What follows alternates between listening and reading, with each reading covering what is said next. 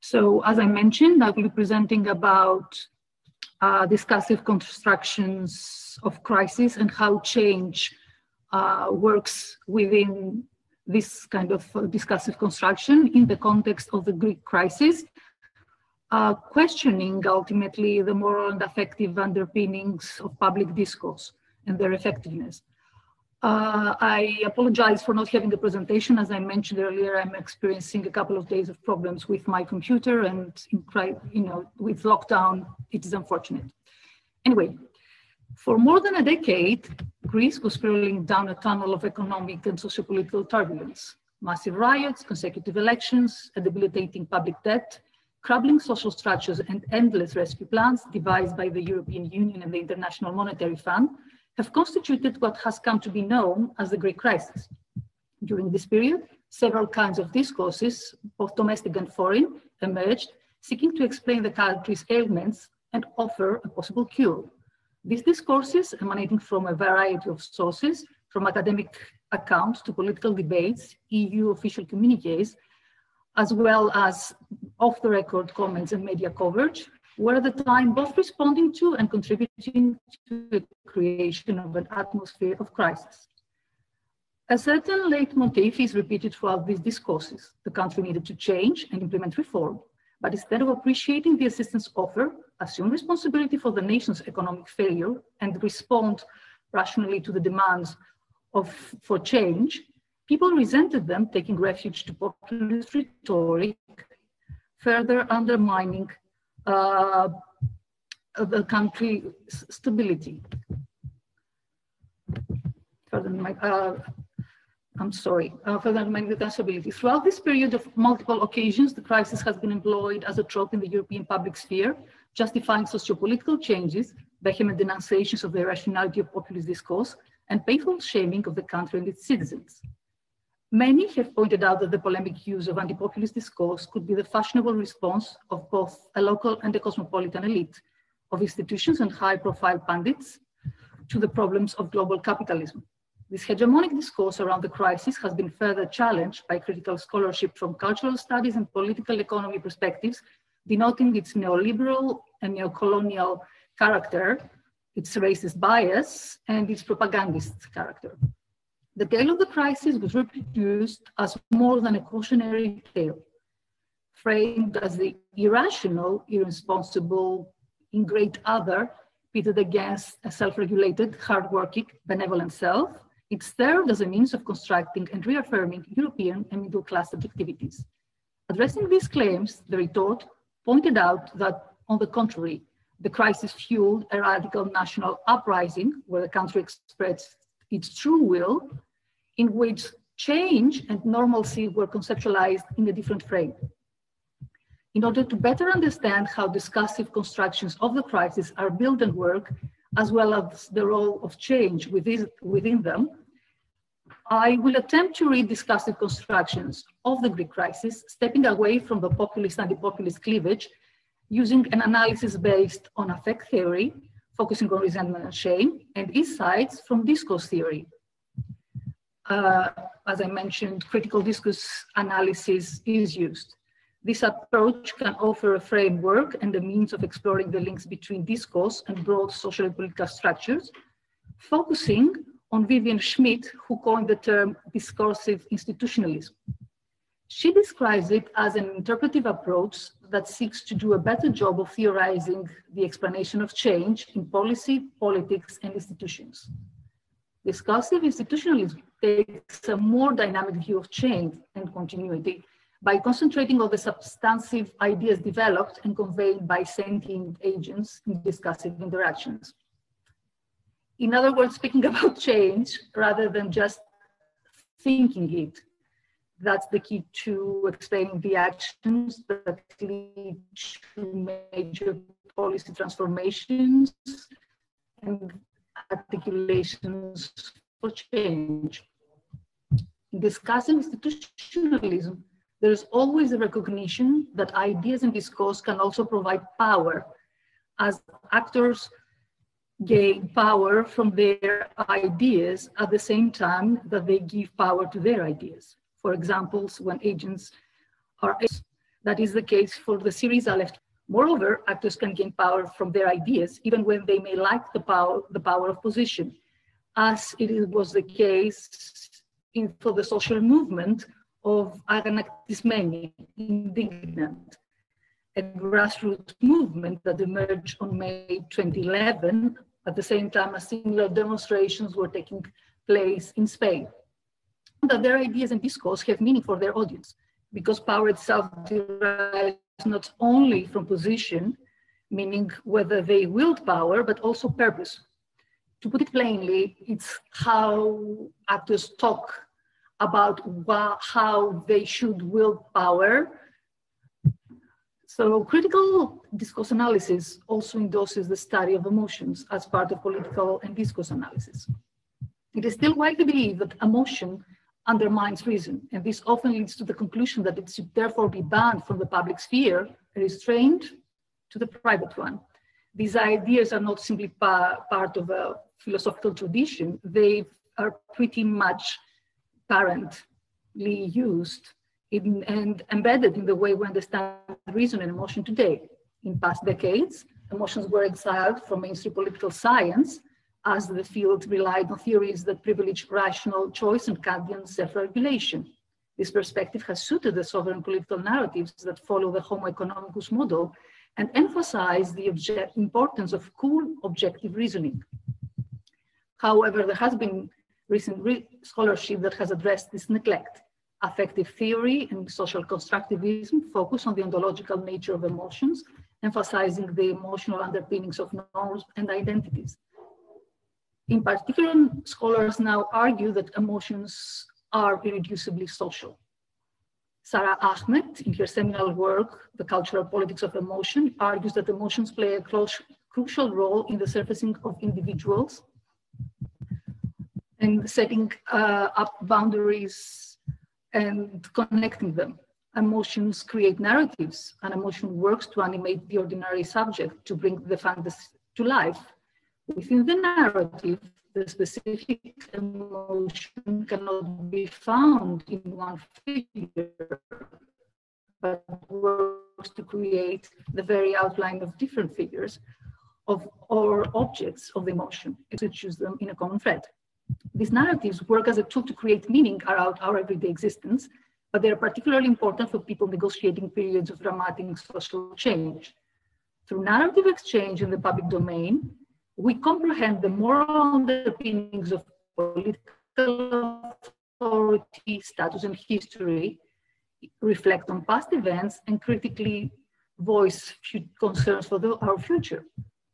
These narratives also constitute a response to a crisis, at the same time forming it. Also one of the keywords that have shaped the language of media, public conversation, political-economic discourse, and academic parlance, for that matter, in the past few years. Crisis shares close ties to change and progress.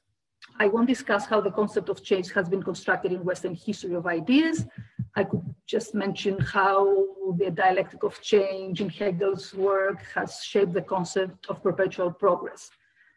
Anyway, a narrative of crisis usually entails change, either as cause or as remedy.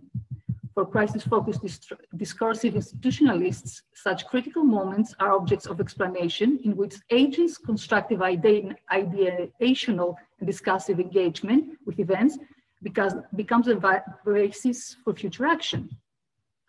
Like I said, I use affect theory focusing on shame and resentment. Again, I will name drop, just saying that I'm starting from Nietzsche's work on ressentiment that pretty much defined the concept for modernity. We have moved on and to a more current approach, trying to reclaim the concept in the positive light. There's a distinction that I need to make. Resentment is not felt by members of subordinate classes directed against their superiors.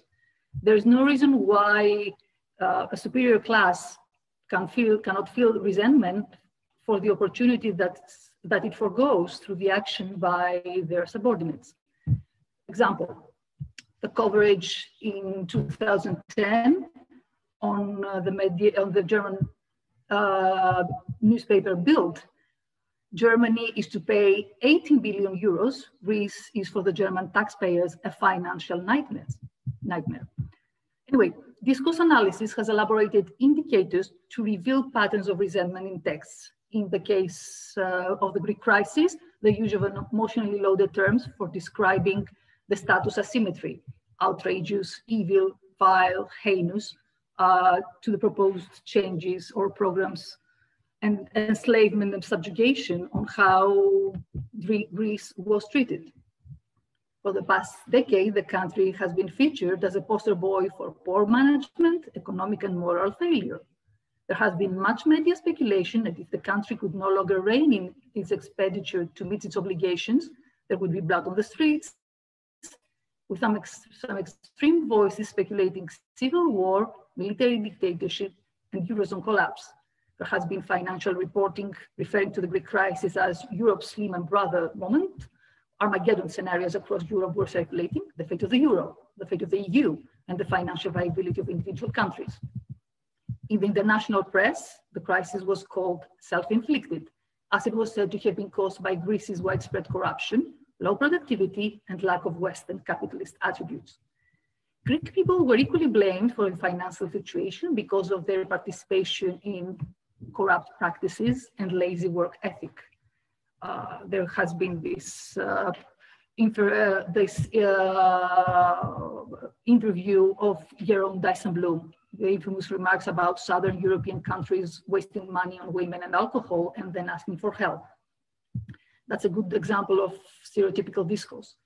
Caricatures of inept politicians leading the nation further down the path to tragedy were a common thread in accountability narratives propagated on various international stages. These were usually accompanied by the implicit suggestion of a divide between a proper European character and a deviant, less European one that results in calamitous political and fiscal policies, and the cure was always a regime of change. Across the globe, the collective we has been incorporated into political rhetoric to address issues of accountability and mobilization. Responsibility for the crisis is thus disseminated from the top down.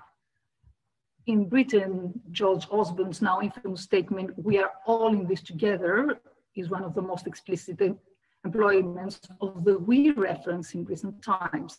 In Greece, former Deputy Prime Minister Theodoros Pangalos claimed that we all ate the money together. Trends of public discourse shifted violently from individual cynicism to punitive asceticism. "We live beyond our means and the party is over" became characteristic mottos of a dominant political and media discourse that was used to spread feelings of collective blame and guilt. The irresponsible populism of the past decade that flattered the people with false promises was identified as the root of Greece's collective pathology.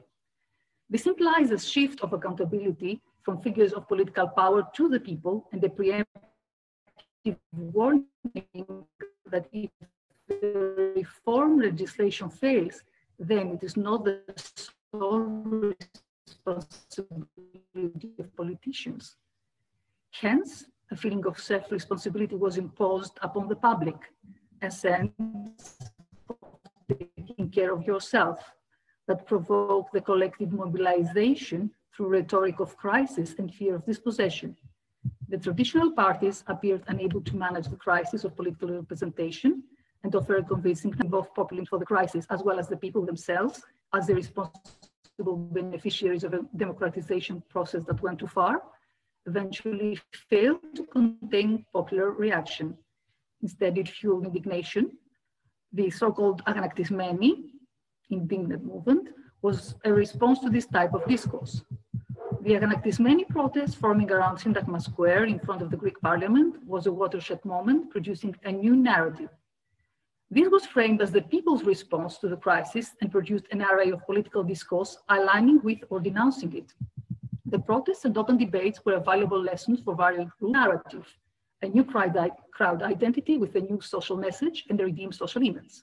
Syriza addressed the people through a discourse that articulated various popular demands and grievances against the Greek and European elites, their policies of austerity, along the lines of us versus them schema, the people taking back the power to speak from a corrupt and managerial political system.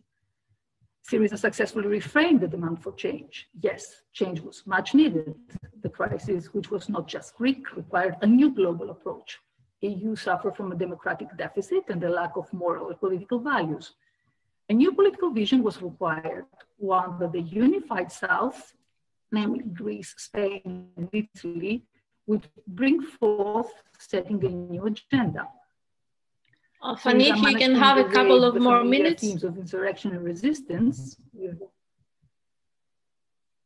Okay, yes. Thank you. So considered by the Greek people, the Greek government, and the people tried to figure out what went wrong. Blame was directed at an external other and the other within, corrupt politicians and businessmen and broken neoliberal promises. Some of the descriptions are very indicative of the emotional arousal underlying them. In addition to using the extreme metaphor of final solutions, it was claimed that Greece served as a Guinea pig and as an experimental austerity laboratory, that it was a nation in change. So during the crisis, during the Greek crisis, change was wielded as a weapon, meted as a punishment, prescribed as medicine, always with the promise that the winds of change would help the country sail away from crisis to the safe harbor of stability and possibly a bright future. There was an endless incantation. Change is natural, change is good. Not everybody does it, but everybody should. That's to paraphrase the popular song. The validity of these claims is beyond the scope of my presentation here today. However, how change was discursively enacted during the Greek crisis could give us insight on how the dynamics of policy transformation and political transformation operate, in particular in connection with affective engineering. This could help us ultimately question the moral and affective underpinnings of public discourse about change and its effectiveness. Thank you.